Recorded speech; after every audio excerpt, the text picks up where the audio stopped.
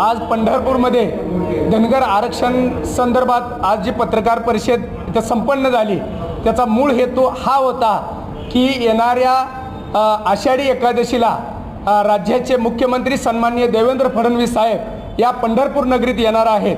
त्यांनी विरोधी पक्षनेते असताना 2014ला बारामतीमध्ये धनगर समाजाला आम्ही आरक्षण देऊ, फक्त शिफारस करण्याचं बाकी आहे हे आश्वासन तमाम 10 लाख धनगरांना त्यावेळेस दिलेलं होतं, परंतु त्याची शिफारस त्यांनी अजून बी केलेली नाही। त्यानंतर 14 ते 19 त्यांचं सरकार आलं, परत 2.5 वर्ष सरकार आलं, परत 2024ला परत त्यांचं सरकार आलं, परंतु त्यांनी धनगर समाजाला वेठीस धरण्याचं काम त्या ठिकाणी केलं गेलंय।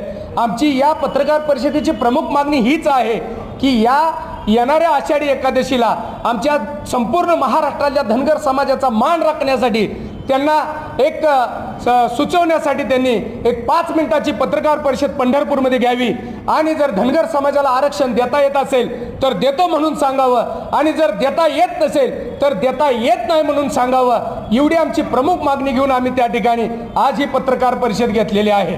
येळकोट येळकोट जय मल्हार, येळकोट येळकोट जय मल्हार।